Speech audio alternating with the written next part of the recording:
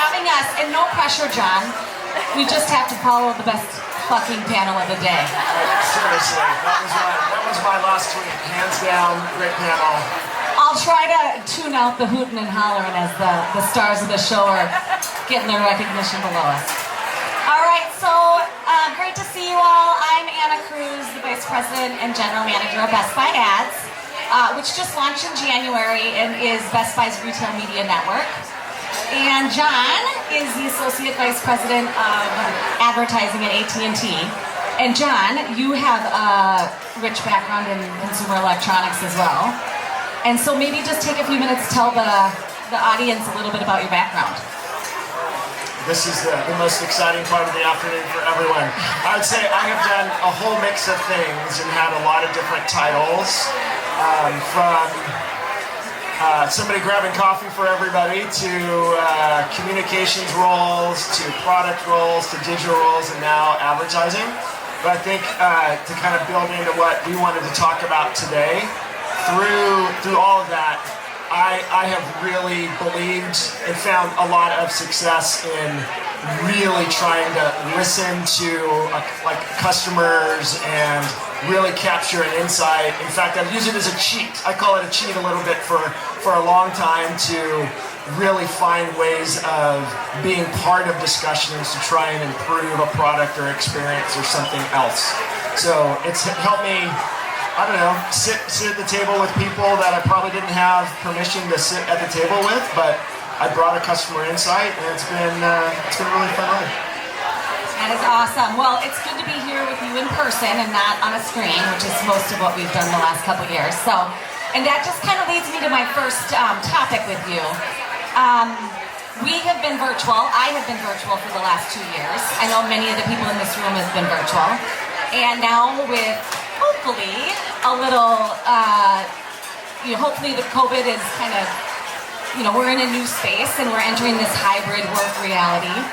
One of the things you and I talked about a couple weeks ago was with the new phase of hybrid work reality and the great resignation hopefully slowing down a little bit, but we're entering this new phase of apathy and disengagement with our teams, with a lot of us. And so would love to just hear your thoughts on that.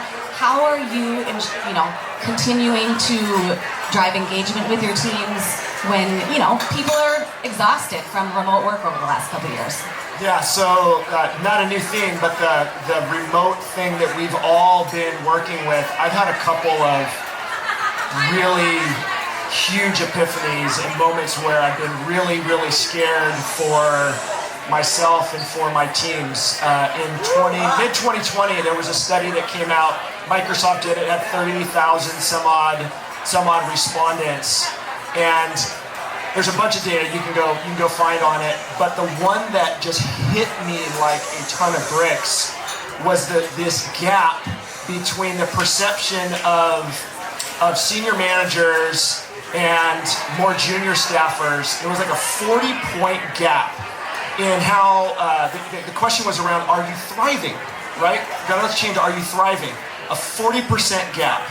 So senior managers going, this is great, we're getting lots of things done, we're being productive, and a 40-point gap. That was just this moment of, what in the world is going on? Because I would have answered the question of, this is wonderful, I'm working from wherever, I'm able to go biking when I want to, and I'm still productive, and this is just great. And as I stopped and went, wow, what environment have I created, and made a huge pause. And we changed a bunch of things in our team and tried a lot of things and took advantage of the Brady Bunch that we were all living in, everybody there together, and make sure that more voices were heard. And as we've hired more diverse voices very intentionally being put into those squares. But what has come now, right, with resignation to this great apathy, is I'm equally kind of really nervous. As things open up, offices again, there's a lot of concern. And people, I see the same face again, and you may feel it yourself, and I'll be honest, I feel it myself too, where I'm there in my Brady Bunch square at times, and I'm like, what the hell is this?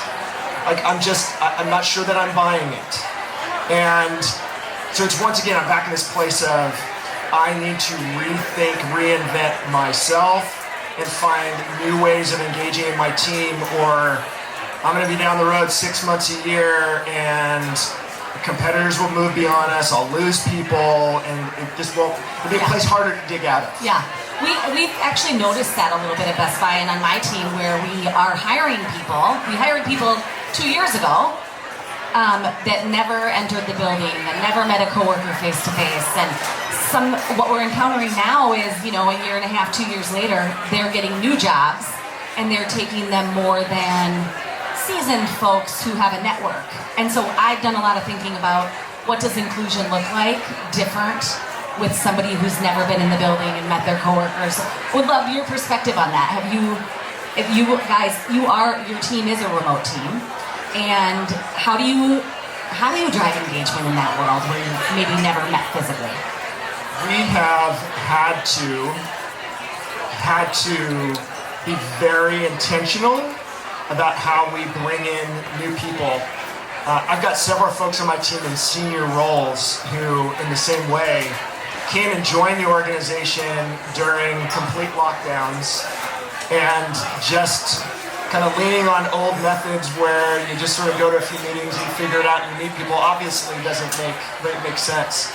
So for people that we have brought in during the pandemic, both at senior levels and junior levels, it's been intentional connections, setting up one-on-one mentoring sessions and meet and greets with folks, giving people very intentionally chances to participate in senior reviews. And all this seems like kind of simple, like, those are the kinds of things you would do.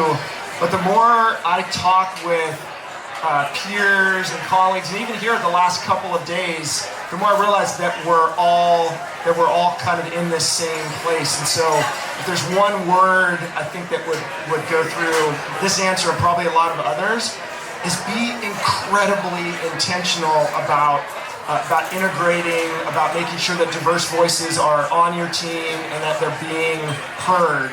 And don't expect that just because somebody's there in their Brady Bunch square means that things are fine.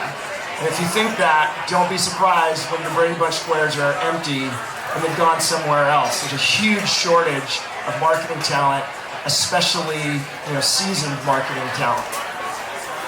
That's great. So one of the things you and I discussed on this topic, but shifting a little bit to innovation, is how diverse and inclusive teams we need those to drive innovation.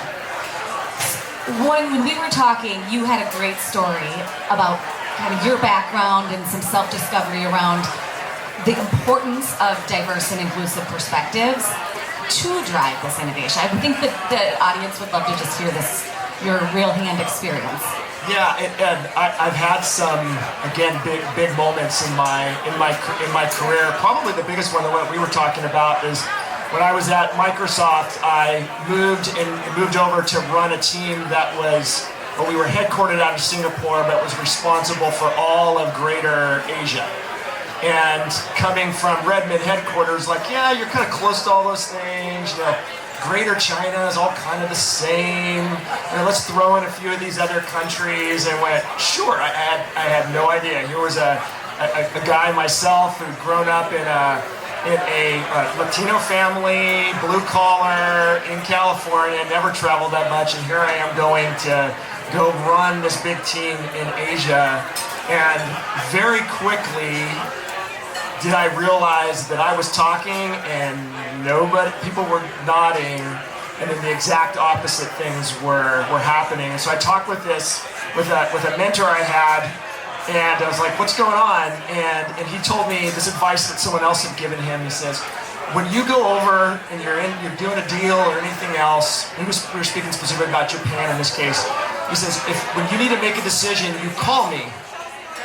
And anytime you call me, and he's like, well, what if I can't get a hold of you? That doesn't seem to be really great advice. He says, well, if you can't get a hold of me, he says, think about what you would do and then do the exact opposite, and you're probably close. And that was the advice that he's now handed on to me, and I was like, that's stupid. But it was kind of that. And so here I go from someone who just, my growing up and not a lot of global travel and other things, and really feel a bit of like I pulled myself from bootstraps. I kind of got here because I can understand people and I can talk and sell something and this and that. And I had to just shut up and really, really listen. And I struggled. Shut up and listen. Shut up and listen, right? Good And that's advice. advice anywhere. Thank you. My teenage daughter tells me that too quite often. So I'm still learning that.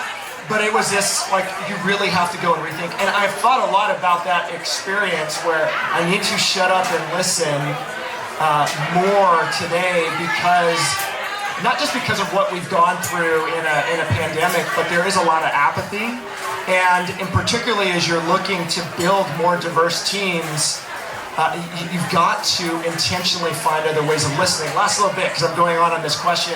There was a study last fall for Hispanic Heritage Month, and it called out the fact that in large corporations in the US, it was like 87% of Latinos felt that their company was prioritizing, or at least they were hearing, was prioritizing diversity, equity, and inclusion. But only 50% of them said that they had noticed any difference in how things really were. So a lot of talk, but no change. And so I'd ask all of you here, and this is my open ask to all of you, and me being transparent about what I'm trying to do as well, is go run that study with your own team. Find ways to find out, are you really hearing those voices? Are you really making change? We just followed the best panel of the day on this. The best, right? yeah. There is no excuse to not listen. There is no excuse not to take advantage of the fact that we're virtual, to hire people from anywhere in the country and outside. Like, our teams need to reflect the customers, the diversity that we sell to. There's just no excuse for it and for not doing it. Yeah, no, I completely agree, and we followed the best panel on that. Sophia from Hallmark was talking about the importance of representation. And what we, almost 75% of people hired into advertising careers today are white. I mean, if you just look around, right?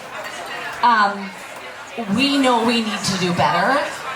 With the launch of Best Buy Ads, with a very passionate group of folks on my team, we launched a advertising career pathway program in Best Buy's Teen Tech Centers that serve the underprivileged youth of today and get them the technology, get them visibility to technology, let them play with it, let them feel a little passion in some of those careers that they're interested in. And we're adding an advertising component.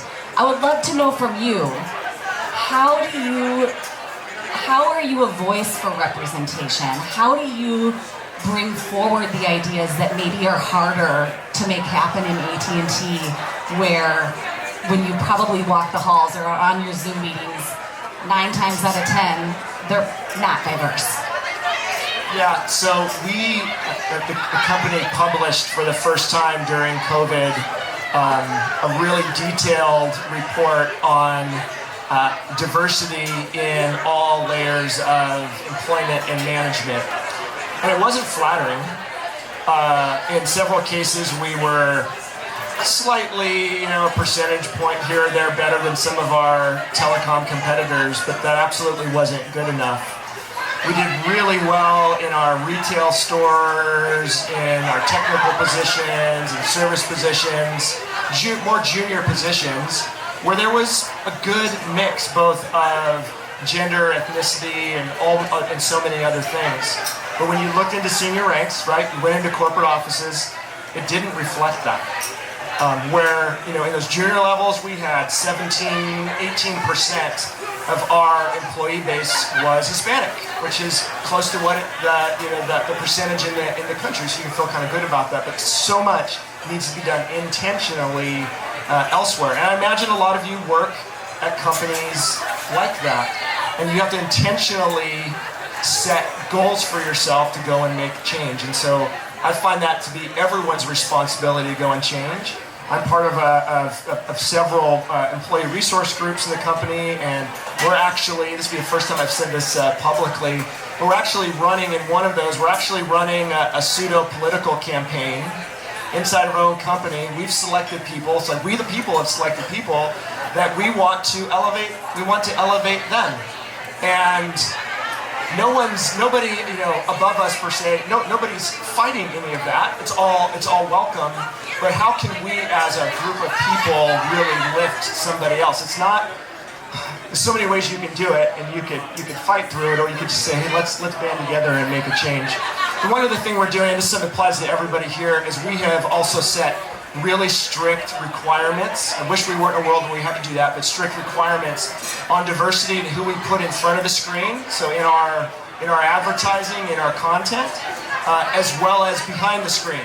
So at our agencies that we work with, really strict mandates on what that employee mix looks like, what the crews behind the camera are doing, et cetera, and then really try and push for breaking gender and ethnicity stereotypes. And that honestly has been a lot of fun and rewarding, and we're constantly kind of going in and being like, well, how can we do more of that? I was talking with some people earlier about, like, how do we represent people with disabilities? And it's like, well, let's have a small business owner in their shop, like on a wheelchair, and we heard people going, well, that just changes the orientation of it all. Like, how would you come in? Or like, so what? Like, let's go do that. We've got to better represent the world around us, and that helps us really connect with our customers. Yeah, and I love the idea of holding your agency partners and your people that you spend money with, manufacturers, especially in the CE industry. There is not a lot of representation in the BIPOC communities, and so I think it is going to take companies like Best Buy and AT&T demanding that our partners do better to make real progress. So I love that. Taking a little bit of a turn, I want to talk a little bit about innovation. And I can't remember, one of the gals in the last panel talked about the advice she got from a leader was around operate like it's a crisis, because good ideas come out of crisis when you're forced to figure it out. And the pandemic, the biggest crisis we've all had as of late, drove a lot of innovation because we had to figure out how to operate differently. The world was shut down. For God's sake, we finally figured out the purpose of the QR code. And if that can happen, then a lot of ideas can happen. At Best Buy, we also did a lot of work around curbside pickup. Stores were shut down. We had to figure out ways to get things to customers with lockers and a lot of different things. But we don't always operate in a crisis. And hopefully this thing called the pandemic will move on. How do we continue innovation when we're not in that space of crisis? How do we take the goodness we learned from this and keep it going? Well, I think you said it. Like, why revert back to some old way or old, multi-week, month processes to do the work that we've all seen that we can do in days and weeks? I would hope that none of us are arrogant enough to think that our work is ever perfect. So do you need that extra time, or are you better off not letting perfect get in the way of good and just iterate and learn and test and learn and go? And that comes from creative. It comes from different media partners. If you're here and you haven't, talked with, I'm sure you talk with lots of different companies that are selling different kinds of services. That's one of the beautiful things about the Brand Innovators community. We can come together as brand marketers and as other companies and talk about new ways in, because we need places we can test. I know at AT&T, we are very much want to find alternatives to some of the big companies. We want alternatives to Google and Facebook. We don't want to all be locked up there. And so, in fact, I'm super interested in what you guys are doing at Best Buy. It's a different approach. Yeah, retail media is hot right now. And, Best Buy Ads sits right at the center of it. You read in all the headlines, you hear it in all the earnings calls for retailers. And there is definitely a lot going on in that space. And I think a lot of it comes to it's the intersection of the, data and all the regulation that's happening around data right now. And retailers, we're closer to the customer when they're making those buying decisions. So it makes sense. And, I think a lot of people are looking to retail media now for the exact reason you mentioned, which is they're wanting to go away from some of the big guys when you spend all of your dollars. Yeah, I think that's incredibly smart. We spend a lot of money in, as I said, in some of the big platforms, and with many of you who are here today.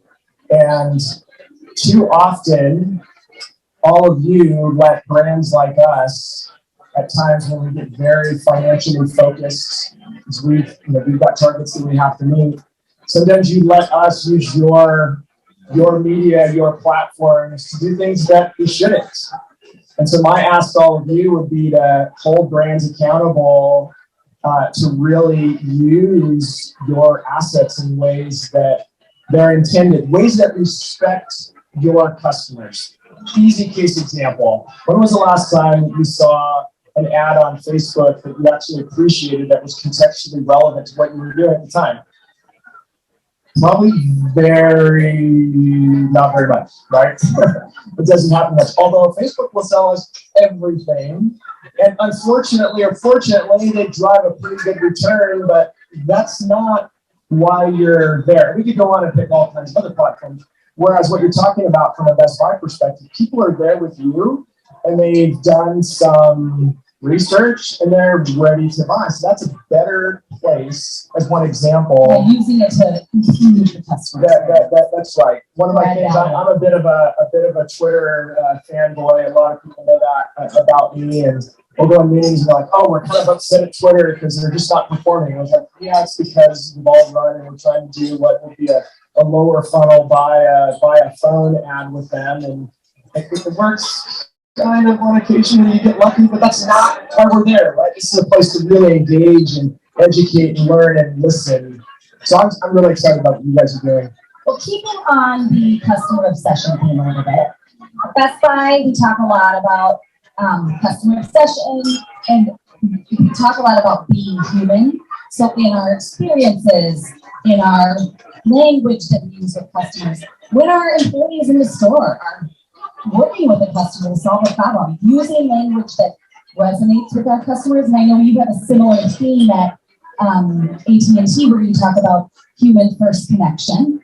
And yesterday your colleague talked a little bit about your campaign called It Can Wait, which sounds super interesting. The whole context of it being to get people to put their devices down and do just distraction-free driving. And you had 20 million people who committed to not driving with the phone in their hand, which is phenomenal.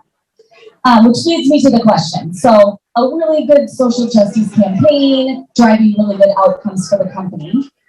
But all of us as marketers are also under a lot of pressure to prove not only engagement, but also return, also business results. And so I'm just curious, in a campaign like It Can Wait, how did you have that pressure? Did you have the senior leadership team asking to see the results, or what were the business drivers? What were the sales? What was the return? Just curious how you navigate that conversation. Look, there's always pressure for a return. And when we think that there isn't pressure for a return, we're not really being honest with ourselves. Whether you are agency side, you're selling media or brand side, whatever, like there always is pressure to return. The opportunity is to demonstrate that value over time.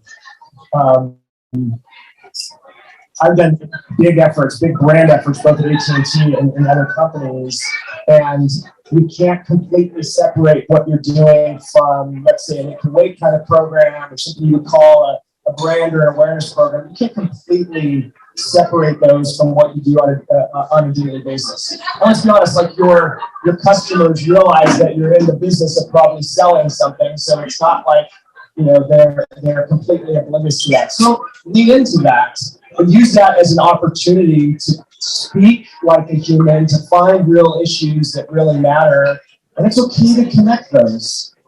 But going back to your point, like I've found no silver bullet or some way of magically, having approval from at a publicly traded company to spend millions of dollars on something that is completely disconnected. It just never lasts. But it doesn't mean you can't have incredibly important values that you are going to always represent. And one of those is being honest and transparent about what you're spending to your investors as well. Now that is that it's insightful. It's something that we feel a lot as the Best Buy marketing team and trying to figure out where are those stories that we stand up because we do a lot with social justice. We do a lot with climate change. When do we talk about those, and when do we talk about things that you can see on the P&L that drive the business? So super interesting. And okay, on that topic a little bit, I wanted to dig into both of our businesses. We're in kind of the CE space, and they are becoming more and more commoditized. You can buy a TV anywhere. You can buy a cell phone pretty much anywhere these days, right? And a lot of people buy based on, is it how fast can I get it? How cheap can I get it? Some of those types of things. So in a world where our businesses are commoditized, how are things you think about, we talk a lot about it at Best Buy, but are there things you think about with AT&T of like, how do you differentiate when ultimately it might come down to speed and price? Yeah, there are a lot of industries where if you're really being honest with your evaluations, you're in a commodity type of business. And we talked a lot about this, where your company is, where others are, where the telecom industry is. There's a lot of sameness. And we all know that, like as individuals, we know where we can buy things. We know that you hear the same messages from a lot of different companies. Ultimately, I believe that the last great frontier of differentiation is in customer experience. And I'm not just talking about when you hit a website, or when you go into a store, or when you make a call to a care center. Certainly, your brand gets defined at those points where you have 100% of somebody's intention. I'm borrowing from Ted Rubin from earlier today at a table conversation. If you don't know Ted, you should. Really, really big advocate on return on relationship and really being succinct and consistent with your customers. When you have 100% of their intention, those are magical moments. That's your customer experience, like your real truth. It's not when I'm interrupting their life with an ad or trying to sell something to them in some way when they're really not paying attention. So we look at those moments where you have 100% of that person's attention, and then how do we connect everything in a way that removes friction from that experience. Give you a few examples, and some of these we all live. I've had people say that buying a new cell phone sometimes is like buying a new car. I've heard a few yeps. It's okay if there's a few yeps. I've experienced it myself personally. It's the same thing sometimes when you need, you need internet in your house and you've got to put some, additional equipment somewhere to get around a corner or some interference. And those are like moments of fear and dread, typically by all of us, right? We all feel that. And so we've really been investing in changing that experience. You can go from AT&T, you can go online, pick your phone, get it all configured. A nice person will show up at your doorstep at a time that you schedule and bring in your phone. Your new phone will stand right there at your door at a safe distance to whatever you would like. And they'll transfer data from old phone to new phone, and they leave you and are gone. That is the kind of example of looking at the whole experience and differentiating in the area that's the last frontier of differentiation, and that's customer experience. That is awesome. So when I think about, I'd love to pick your brain a little bit about companies outside of AT&T that you think are doing customer experience well. Couple come to mind for me, Apple, right? You make it easy. You get a new phone, you swap the chips, and hopefully kind of walk you through it simply. I think about Nike. My 15-year-old is obsessed with all things Nike. And, they make that experience customizable. They've got a cult following. They let you pick the color, the texture, all of, customize your tennis shoes however you want that. What companies do you watch? What companies do you look to say, you know what, they've got this, they're investing in this? One of my favorite companies, I'm quite loyal to them and have been for years because of their customer experience, is REI. So REI is an outdoor outfitter. Stuff can be a bit pricey at times, but the reason that I go back and many other people go back is there is no separation between you go into one of their retail locations and that salesperson that will come and help you, and they wear their little green jackets. They know their products, but they will find kind of what your needs are and help point you in the right direction. If they don't have it in the store, they don't say go online and find it on our website. They'll go to our terminal or they'll pull up their phone, they'll find it for you, watch you on your phone, find it and order it. Or they'll order it for you right there. Ship it to your house, can bring it. There's no separation between that physical location and that digital location. They've been doing phygital for a long time. I became loyal to them a lot of years ago, probably at least 20 years. I was buying my first tent for my kids and I to go do a little bit of camping. And all I did was buy a tent. And based upon where I live and type of tent I bought from them, I get this email that assumes that I'm probably doing things with family, they know my location. They didn't try to upsell me. They gave me a link to a few books on Amazon that were best hikes and campgrounds for families in the area I lived in. And it was amazing. And every time I've gone back over the years, they've just gotten smarter and smarter with that experience. So that's one example that really stand out to me. Wherever they are, just take care of your customers. I've had similar experiences with REI. They really do nail it. They go above and beyond and stand behind their mission. Another one that comes to mind is Patagonia, who just had a killer Black Friday this last year because of their pledge to donate the proceeds. I mean, it's just great to see companies kind of following through with what they say they're going to do and what they stand for. Can I make a pitch for what I learned about this weekend for you? Absolutely. All right, so this is unplanned. She didn't ask me to do this at all. Make me look smart, please. No, I think you're doing a good job yourself. No, you and the team were talking about this this loyalty program or subscription. I don't even know what the right term is for Best Buy. Tech. They were Total Tech. That includes what you pay. I think it was a few $100s a month, and you get all your Apple Care and all your devices free, and a bunch of others. And all of us around the table were like, "Can I buy that for my parents, my grandparents? Like they just have tech support." I bought it for my mom. I think that's a really smart way of going back to the commodity place where you're in this commoditized market. You can buy phones and gadgets from anywhere, but if I can connect that with helping people, get that new TV on the wall and really figure out how to get my sound to work right, the tech support, bit, like that was slim dunk. Like I'm going to purchase that next week for family. I felt the same way, even though I work at Best Buy. But when I found out that Apple Care was included in my Total Tech, I mean, my household with 2 teenagers, we bought a lot of Apple products. I was like, what?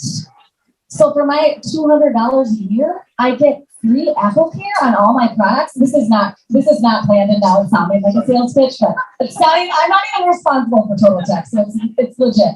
But yeah, like you said, tech is hard. Buying a cell phone is like buying a car. Trying to set up your smart home is a similar experience. People have questions. They don't know how to do it. My mom does not know how to talk to Alexa, so she needs a little help. So hence where Total Tech comes in. So are we wrapping up? Okay, so let me get to close here so we can use a little time for the crowd to ask you questions. So I'll end with this question. Hopefully it doesn't put you too much on the spot, but 2022 is the year of what? 2022 is the year of more of this, please. Yeah. So, whole Brand Innovators team, thank you for pulling us together. A few folks have been out about the city, and I think the report last night was that this was the most happening spot in South by. So, congratulations. That's the first. It's like, let's get together and share and ideas and I stuff. can't think of a better way to spend a Saturday than at South by Southwest in Austin. Yeah, absolutely. The second one, and we've hit this before, as we come back and offices open up, like the thing that I'm trying to focus on the most is that we don't slide backwards. Like we've had this grand experiment that's been painful, a lot of lives lost. Let's not let this learning experience go to waste. We can do things faster. Marketing can be more relevant in our organizations. We can do things faster with less money and be more impactful. And it's communities like this that we need to take better advantage of, sharing ideas in order for us to not slip back. In the advertising model, for example, I think stems back into the early 1900s, right? The whole model of agencies stems back more than 100 years, and we're still doing it. Like what? Like let's change that. I think collectively we can. That was awesome. Do we have time for a question? No, we're out of time. All right. Well, thank you all. Thanks for having us, John.